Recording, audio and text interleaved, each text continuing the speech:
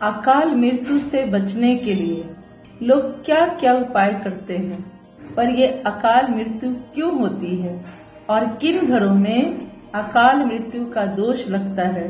दर्शकों, आज मैं जिस विषय पर चर्चा करने जा रही हूँ कि अगर जीवन में या परिवार में आपके कोई भी सदस्य में, समाज में आप देखते हैं कि आए न आए दिन कुछ रोड पर दुर्घटना हो जाती है, एक्सीडेंट हो जाता है, अकाल मृत्यु हो जाती है, या कोई अपने आप को खत्म कर लेता है, कोई आत्महत्या कर लेता है।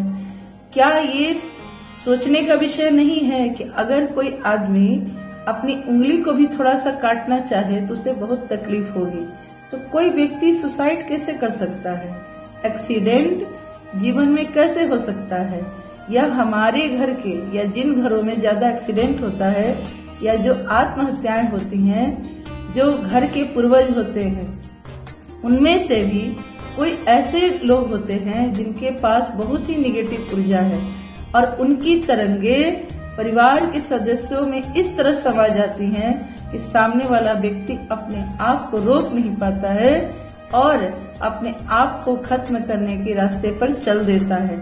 उससे पूछा जाए कि क्या आप मरना चाहते हैं, वो आप जब उसका दिमाग सही रहेगा वो कभी इसको एक्सेप्ट नहीं करेगा, क्योंकि मरना तो कोई चाहता ही नहीं है। तो कोई व्यक्ति आत्महत्या कैसे कर लेता है? ये चीजें तब होती हैं जब हमारे पूर्वज नाराज होते हैं, कुल देवता नाराज होते हैं, या हमारे घर के कोई पूर्वज ऐसा काम करके चले गए जो समाज के लिए, दूसरों के लिए अच्छा नहीं होता है।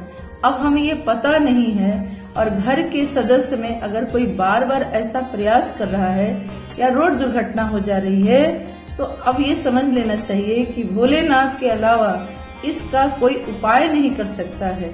इस बैसाख के महीने में अक्षय तृतीया के दिन अगर कलश, जो मिट्टी होता है जिसमें कि पानी ठंडा रखा जाता है, उस कलश में जल भरकर अगर महादेव के मंदिर में दान किया जाए तो अकाल मृत्यु से बचाव होता है। हनुमान जी के मंदिर में ध्वजा लगाया जाए तो अकाल मृत्यु से बचाव होता है। कहते हैं कि अकाल मृत्यु से बचना हो तो भोलेनाथ के मंदिर में हमेशा जल में तिल डालकर अवश्य चढ़ाना चाहिए और वहीं बैठकर शिव चालीसा का पाठ करना चाहिए या शिवरात्रि का व्रत करना चाहिए। इससे अकाल मृत्यु का दोष हटता है।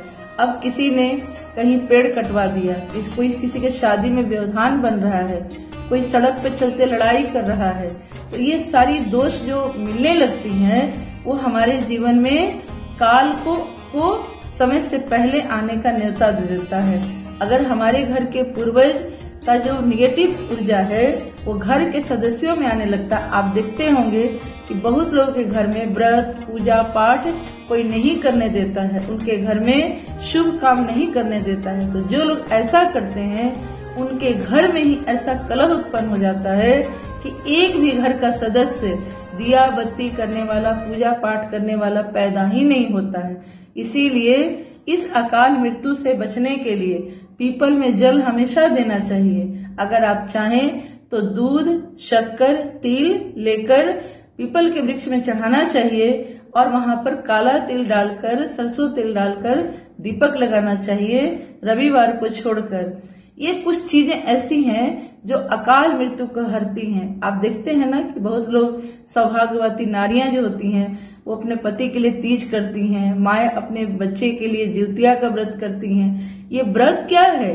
हमारे बच्चे को संकट से बचाने का उपाय है, क्योंकि जब हमारे पूर्वज अगर नाराज होते हैं तो माँ की जो ताकत होती है, माँ की जो शक्ति होती है, उसके आशीर्वाद पे वो कुछ नहीं कर पाते हैं। अपने घर में एक मिट्टी का कलश अवश्य रखना चाहिए रसोई में, जहाँ पर हर दिन आपको एक घी का दिया लगाना चाहिए, जिससे निगेटिव ऊर्जा हमारे घर में प्रवेश नहीं कर सके।